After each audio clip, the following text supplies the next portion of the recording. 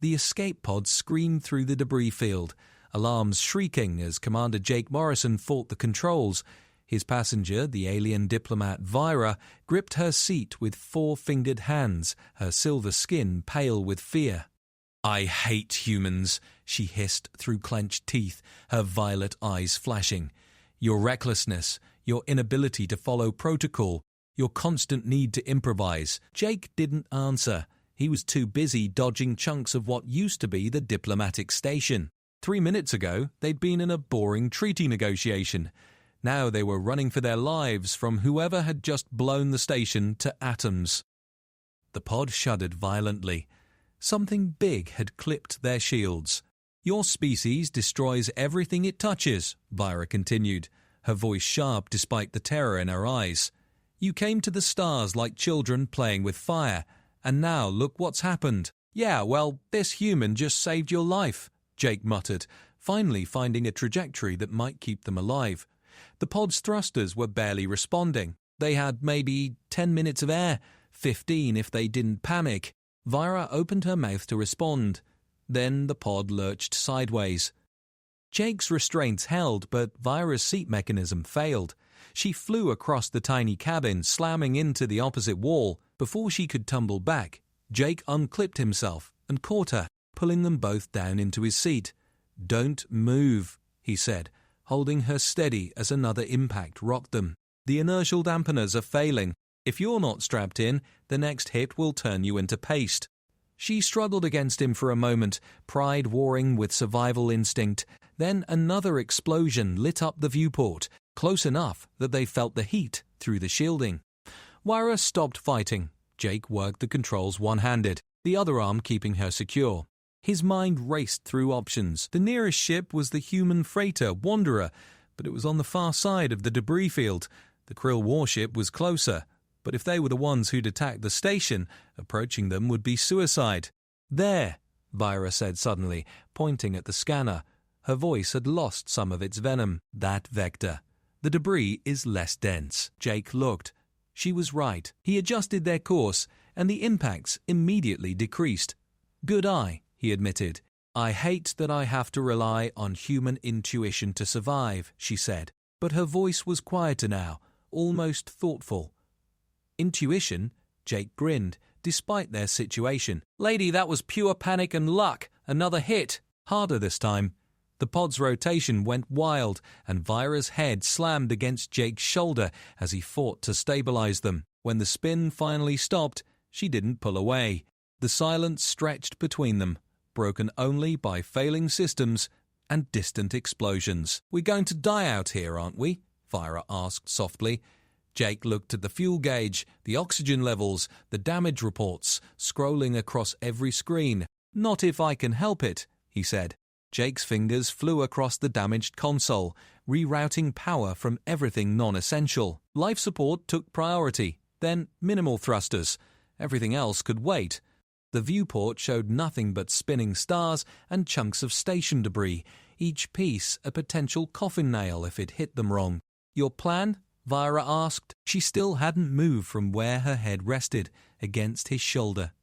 Jake pretended not to notice. "The Wanderer should have picked up our distress beacon. Captain Lisa Hayes knows these debris fields better than anyone. If we can stay alive long enough, she'll find us previously." If. Such a human word. Vira's translator gave her voice a musical quality, even when she was being sarcastic. Always optimistic, even when facing certain death. "Better than giving up, is it? My people would call it foolish. We calculate odds, accept reality, prepare for the inevitable." Jake felt her tense as another piece of debris sailed past, close enough to see the twisted metal and exposed wiring. "How's that working out for you right now?" She was quiet for a moment. Then, surprisingly, she laughed. It was a strange sound, like wind chimes in a storm. "Point taken, human. Jake, my name is Jake. I know your name, Commander Morrison. I've read your file. 3 commendations for bravery, 2 reprimands for insubordination, and a reputation for making impossible situations somehow work out." She paused. "Your superiors don't know whether to promote you or court-martial you. They could do both. I'd make it work." He adjusted their trajectory slightly, threading them through a gap in the debris. The pod groaned in protest, but held together. Vira made a sound that might have been approval. "You were assigned to the peace talks specifically because of me, weren't you?" "Because I requested a human presence be minimal. Because I made it clear I didn't want your kind there." Jake didn't answer immediately. The truth was complicated. Yes, he'd been chosen partly because Vira had demanded the human delegation be small and non-threatening, but also because he had a knack for dealing with hostile alien diplomats. The brass thought his casual attitude might disarm her rigid formality. "Your people have good reasons to distrust us," he said finally. "The incident at Proxima Colony wasn't our finest moment." "Incident?" Vira's voice sharpened. "Your mining operation poisoned our water worlds. 16 million of my people died before we could evacuate. And your government called it an incident." Jake felt the weight of that accusation. He'd been just a kid when Proxima happened, but he'd studied it in academy. The official report blamed equipment failure. The unofficial truth was worse. Corporate greed ignored safety protocols and a government too slow to act. "You're right," he said quietly. "Incident is too small a word for what we did to your people, and I'm sorry." Vira lifted her head from his shoulder, staring at him with those violet eyes. In the flickering light of the failing console, her silver skin seemed to glow. "You're apologizing, you, personally, for your entire species." "Someone should. That's absurd. You weren't responsible. Doesn't mean I can't acknowledge the harm and feel sorry for it." She studied his face like she was seeing him for the first time. "This is why I hate humans. You make everything complicated. My people would calculate the blame, assign punishment, move forward with logic. But you carry guilt for things you didn't do, apologize for crimes you didn't commit, and somehow expect that to matter." "Does it matter, I mean?" Vira settled her head back against his shoulder. "I don't know yet." The pod's computer beeped urgently. Jake checked the readout and felt his stomach drop. "We've got a problem." "Another one. The oxygen recycler just failed. We've got maybe 20 minutes of air left." Vira's breathing quickened, but she didn't panic. "Can you fix it?" "Not without leaving this seat, and if I do that, we both die when the next impact hits. So we suffocate slowly or die quickly. Wonderful options." Jake's mind raced. There had to be something. The emergency oxygen tanks, maybe, but they were behind the bulkhead, requiring a spacewalk to access. The pod's repair drones? Destroyed in the initial blast. Think. Morrison. Think. "The cargo bay," Virus said suddenly. "What?" "This pod. It was carrying medical supplies to the station. I saw them loading it before the negotiations. Medical supplies include oxygen canisters." Jake called up the cargo manifest. She was right. 6 emergency oxygen canisters, rated for 4 hours each. But they were in the sealed cargo compartment, and opening it would require depressurizing this section. "We'd have to hold our breath while I override the seal and grab them," he said. "How long?" 30 seconds, maybe 40. "I can hold my breath for 2 minutes. My people evolved in deep ocean trenches before we came to land." "What about you?" Jake grinned. "Swim team champion 3 years running. I can manage." "Of course you were. Humans and your competitive sports." But there was no bite in her words this time. They prepared in silence. Jake showed Vira how to hold on to the seat restraints. He positioned himself at the cargo hatch controls. The viewport showed more debris ahead, a particularly dense cluster they'd have to navigate soon. "On 3, Jake said. 1, 2. The pod shuddered violently. Something massive hit their shields, and every light went dark. Emergency lights kicked in after 3 terrifying seconds, bathing everything in red. The main console was dead. Secondary systems flickered weakly. Jake's ears popped as he felt the pressure drop. "Hull breach," he said, his voice tight. "Small one, but growing." Vira's hand found his in the darkness. Her skin was cool, smooth. Nothing like human touch, but somehow reassuring anyway. The oxygen plan just became more urgent. "No time for counting. We go now." Jake squeezed her hand once, then released it. He took 3 deep breaths, hyperventilating to load his blood with oxygen. Vira did the same, her chest rising and falling rapidly. Their eyes met in the red light. Jake nodded. Then he hit the cargo bay release. The air screamed out of the pod. Jake's ears felt like they were exploding. He pushed off toward the cargo hatch, fighting against the escaping atmosphere that tried to drag him backward. His hands found the manual release lever. It was stuck. Panic tried to creep in. He had maybe 20 seconds of breath left. His lungs already burned. The lever wouldn't budge. Metal had warped from the impact, jamming the mechanism. He braced his feet against the wall and pulled with everything he had. Nothing. A silver hand appeared next to his. Vira. Together they pulled. Jake's vision started to grey at the edges. His lungs screamed for air that wasn't there. Just a little more. Just a little more. The lever gave with a shriek of tortured metal. The cargo hatch opened and Jake lunged inside. His hands found the first oxygen canister, then a second. He turned to hand one to Vira, but she was already grabbing a third, her movement sufficient despite the lack of air. They got the masks on with seconds to spare. Sweet, cold oxygen flooded Jake's lungs. He gasped, coughed, gasped again. Beside him, Vira was doing the same. Her silver skin flushed a darker shade. That, she said between breaths, was the stupidest, most reckless thing I've ever done. Welcome to being human, Jake said, grinning despite everything. They secured the extra canisters and sealed the cargo bay. The main cabin's pressure slowly equalized, though the breach was still leaking. Jake got the secondary console working and assessed their situation. It was worse than he'd thought. The impact had knocked them off course, deeper into the debris field. Their thrusters were down to 15%. The distress beacon might or might not be working. The hull breach was growing, which meant they had maybe 2 hours before structural integrity failed completely. And something was following them. Jake, Vira said quietly, pointing at the scanner. What is that? A blip on the screen, moving with purpose through the debris. Too deliberate to be wreckage. Too small to be a ship. Jake enhanced the image and felt ice in his veins. Hunter drone, he said. Military grade. Whose? Does it matter? Someone wants to make sure there are no survivors from the station. The drone was closing fast, weaving through debris with mechanical precision. It would reach them in 3 minutes. The pod had no weapons. Shields were barely functional, and they couldn't outrun it with damaged thrusters. Jake's mind raced. They needed to hide or fight, and hiding in a debris field with a leaking hull wasn't an option. Fighting meant improvising a weapon from a medical supply pod. The cargo bay, he said suddenly. What else is in there? Vira pulled up the manifest. Medical equipment, emergency rations, water purification tablets, plasma cutters for rescue operations, 4 dozen pressure bandages, and a portable defibrillator. Plasma cutters. Those could work. Work for what? You're not seriously thinking of fighting a military drone with medical equipment. You got a better idea? She looked at him like he was insane. Then, slowly, her expression changed.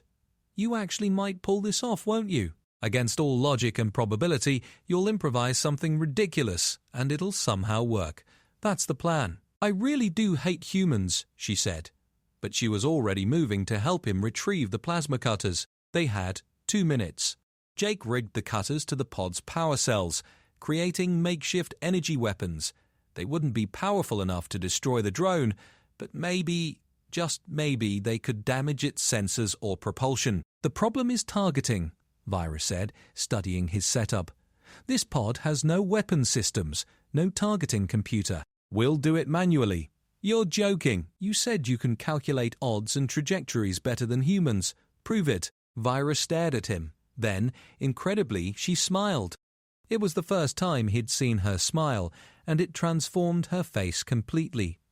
Open the cargo bay. I'll need a clear line of sight. They worked together, Jake piloting, while Vira positioned herself with the rigged plasma cutters. The drone appeared in visual range, sleek and deadly, its weapons ports glowing as it charged for a strike. Steady, Vira murmured, her eyes tracking the drone's approach. Steady. The drone fired. Jake jinked the pod sideways, barely avoiding the shot. Debris exploded behind them. Now, Vira said calmly, and fired. The plasma beam lanced out, catching the drone's forward sensor array. The machine spun, disoriented, its targeting system scrambled. Jake pushed their damaged thrusters to maximum, putting distance between them and their attacker. Again, he said. Vira fired twice more. One shot missed, but the second clipped the drone's propulsion unit. It began spinning erratically, venting fuel, unable to maintain pursuit. "Did we just win?" Vira asked, disbelief in her voice. "Don't jinx it," Jake said, but he was smiling. Then the scanner lit up with 6 more contacts. 6 more hunter drones, closing fast. "You jinxed it," Vira said. Jake studied the scanner, his tactical training kicking in. 6 drones meant this wasn't random cleanup. Someone had deployed a full hunter pack specifically to eliminate survivors. That level of resources meant whoever attacked the station was serious about leaving no witnesses. "We can't fight 6 of them," Vira said, stating the obvious. "No," Jake agreed, "but we don't have to." He pointed at the scanner. Beyond the incoming drones, deeper in the debris field, was a massive section of the destroyed station. The main reactor housing, still mostly intact, its dense shielding making it nearly impenetrable. If we can reach that reactor section, the drones won't be able to track us through the shielding. We hide inside until help arrives. That's your plan? Hide in a potentially unstable reactor core. You have a better one? Vira looked at the 6 closing contacts, then at the reactor section. "I hate that this is the logical choice." Jake pushed their dying thrusters to emergency power. The pod groaned in protest, but accelerated. Behind them, the drones adjusted their intercept courses. They had maybe 90 seconds before weapons range. "The reactor entrance is on the far side," Vira said, studying the wreckage schematics she'd pulled up. "We'll have to thread through that debris cluster, and the opening is barely larger than this pod. I can make it. Your confidence is either inspiring or suicidal. I haven't decided which." Debris rushed past them, some pieces close enough that Jake could see individual components. A desk, a viewport frame. Something that might have been someone's personal locker. Each item a reminder that people had worked on that station, people who were now dead. The drones opened fire. Energy bolts sizzled past, one clipping their rear thruster. The pod spun. Jake fought the controls, barely managing to straighten them out. They were losing speed. "They're hurting us," Vira said, "trying to force us into a kill zone." She was right. The drones were spreading out, boxing them in. Military tactics, programmed for efficiency, in another 30 seconds. They'd have no escape vector. "Hold on," Jake said. He cut the main thruster entirely. The pod's forward momentum carried them, but without active propulsion, they were suddenly an unpowered piece of debris among thousands. The drone's targeting systems, programmed to track engine signatures and active thrusters, hesitated for a crucial 2 seconds. Jake used those seconds to fire maneuvering jets, tiny bursts that looked like random outgassing from damaged systems. They drifted sideways, downward, threading through wreckage that should have been impossible to navigate without power. "You're insane," Vira whispered, but her hand found his shoulder, steadying herself as they tumbled through space. A drone adjusted, firing where they'd been. The shot vaporized a chunk of hull plating that sailed past their viewport. Another drone moved to intercept, but Jake fired the jets again, a controlled tumble that sent them spiraling around a twisted support beam. The reactor section loomed ahead, a massive cylinder of reinforced alloy. The entrance was there, a maintenance hatch designed for small repair vessels. Jake could see it now, a dark opening barely visible against the metal. He reactivated the main thruster for a 3-second burst. The pod shot forward, aimed directly at the hatch. Behind them, the drones accelerated, finally understanding the deception. Energy bolts filled the space around them. "We're not going to make it," Vira said, but she didn't sound scared anymore, just resigned, accepting the calculated odds. "Yes, we are," Jake said. The hatch rushed closer, too fast. They were coming in too fast. If he didn't slow down, they'd crash into the reactor housing. but if he fired the thrusters to brake, the drones would cut them to pieces. Vira's hand tightened on his shoulder, not restraining him, trusting him. Jake waited until the last possible second, then fired full reverse thrust while simultaneously rolling the pod 90 degrees. They went through the hatch sideways, the pod's hull scraping against the edges with a scream of tortured metal. Then they were inside, and Jake killed the thrust. They tumbled through darkness, bouncing off interior walls, before finally coming to rest against what felt like a support strut. Outside, the drones circled the entrance, their sensors unable to penetrate the reactor shielding. For a long moment, neither Jake nor Vira moved. They just breathed, alive against all probability. "I hate humans," Vera said finally, her voice shaky. "I hate that you make me believe impossible things can happen. I hate that you just saved my life again. I hate that I'm starting to think maybe hatred isn't what I actually feel." Jake activated the emergency lights. The dim glow revealed a cramped space barely large enough for their pod. Reactor machinery surrounded them, dormant but still radiating residual energy. It was almost warm after the cold of space. "What do you feel?" he asked.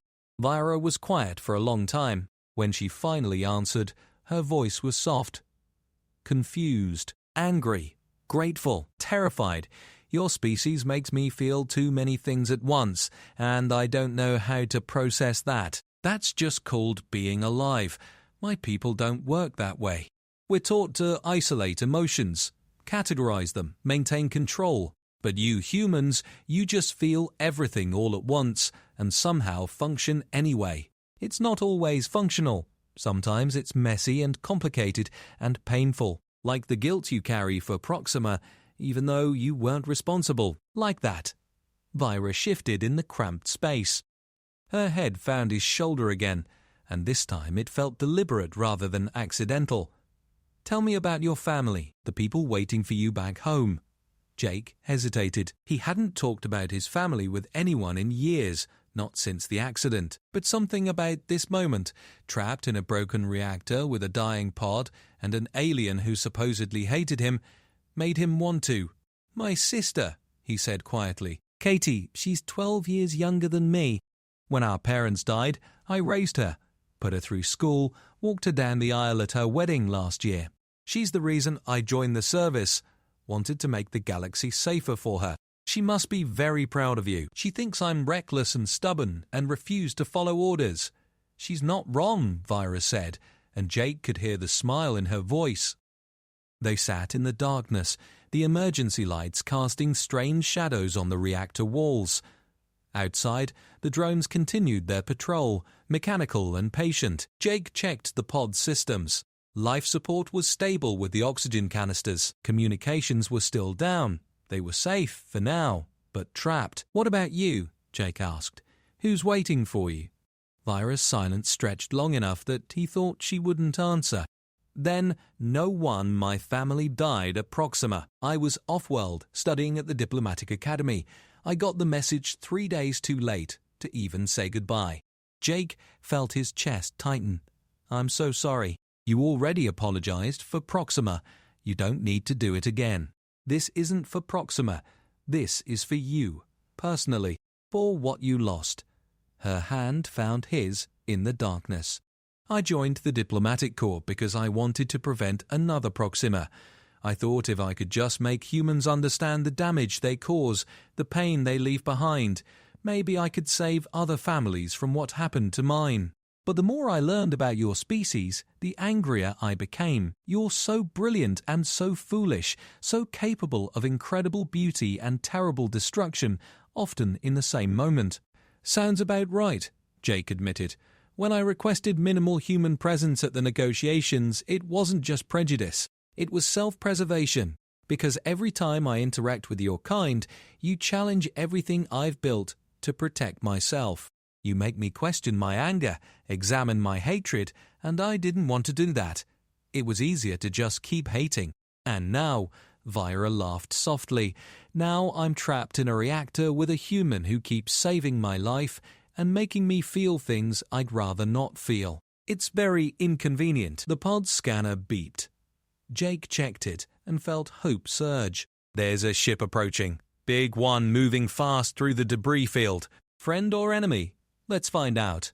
Jake activated the distress beacon, praying it would reach through the reactor shielding. For 30 agonizing seconds, nothing happened. Then the scanner showed the ship adjusting course, heading directly for them. "It's the Wanderer," Jake said, recognizing the signature. Lisa came through. The drones detected the new arrival and moved to intercept. But the Wanderer wasn't a fragile escape pod. It was a heavy freighter with military-grade shields and weapons from its days as a patrol vessel. Jake watched on the scanner as the ship methodically disabled the drones, one after another, with precise weapons fire. "Your Captain Hayes is quite skilled," Vira observed. "She's one of the best. Trained me herself when I was a Green Ensign." Within minutes, the Wanderer was docking with the reactor section, magnetic clamps securing to the hull near their position. Jake's communicator crackled to life. "Morrison, you absolute maniac, what are you doing hiding in a reactor core?" Lisa's voice was equal parts relieved and exasperated. "Long story, Captain. We'll need assistance extracting our pod." "We're already on it, sit tight." The rescue took an hour. The Wanderer's crew cut through the reactor housing and carefully extracted the damaged pod, then brought Jake and Vira aboard. Medical teams swarmed them immediately, but Jake waved them off. "We're fine, just some bruises." Lisa Hayes appeared, a stern woman in her 50s, with sharp eyes that missed nothing. She looked Jake up and down, then nodded. "You look terrible. Good work staying alive. Wasn't just me," Jake said, gesturing to Vira. "Ambassador Vira kept her head. Saved us more than once." Lisa extended her hand to Vira. "Ambassador, welcome aboard the Wanderer. I apologize for the dramatic rescue." Vira took the offered hand, her expression unreadable. "Thank you for coming, Captain Hayes. Your pilot speaks highly of you." "He should. I taught him everything he knows." Lisa's eyes twinkled, though apparently not how to avoid getting his escape pod blown up. "That wasn't in the manual," Jake said. "Nothing you do is in the manual, Morrison." They were escorted to the medical bay, where doctors insisted on full examinations despite their protests. Jake sat on one bed while Vira occupied another across the room. Their eyes met, and something passed between them that didn't need words. Later, after the doctors finally released them, Jake found Vira on the observation deck. She stood at the viewport, watching the debris field recede as the Wanderer jumped to faster-than-light travel. 17 hours until we reach the nearest station," Jake said, joining her. 17 hours until I have to file my report about the attack, until I have to explain to my government that the peace talks failed before they even truly began. It wasn't your fault. I know. But that won't make it easier. She turned to face him. Thank you, Jake Morrison, for saving my life, for challenging my assumptions, for making me reconsider things I thought I understood. What will you tell them, your government I mean, about humans? Vira considered the question carefully. I'll tell them the truth, that humans are dangerous, reckless, and unpredictable, that they make decisions based on emotion rather than logic, that they carry guilt for things beyond their control and apologize for crimes they didn't commit. She paused, and a small smile crossed her face, and I'll tell them that maybe, sometimes, that's exactly what the galaxy needs. High praise from someone who hates humans. I do hate humans, Vira said, but her tone was teasing now. They're infuriating and impossible and entirely too optimistic about terrible situations. But, she stepped closer, her violet eyes searching his face. But perhaps hatred and its opposite aren't as far apart as I thought. Perhaps they're just different sides of feeling deeply about something, and I'm finally brave enough to admit which side I'm actually on. Jake reached out slowly, giving her time to pull away. She didn't. His hand found hers, human fingers intertwining with alien ones. So, what happens now? He asked. Now I suppose I have to figure out how to explain to my people that I don't hate humans anymore. That one particular human taught me that sometimes the most illogical choice, the most reckless decision, the most human response is exactly what's needed to survive. She leaned her head against his shoulder, the gesture familiar now. This is going to complicate so many things. Sounds about right, Jake said, smiling. They stood together at the viewport, watching stars streak past, two unlikely survivors finding something neither had expected in the wreckage of disaster. Outside, the galaxy continued its ancient dance, indifferent to the small moments of connection that made it worth fighting for, and somewhere in the silence between them, hatred transformed into something infinitely more dangerous and infinitely more precious. Something worth protecting. Something worth building a future on. Something entirely, wonderfully human.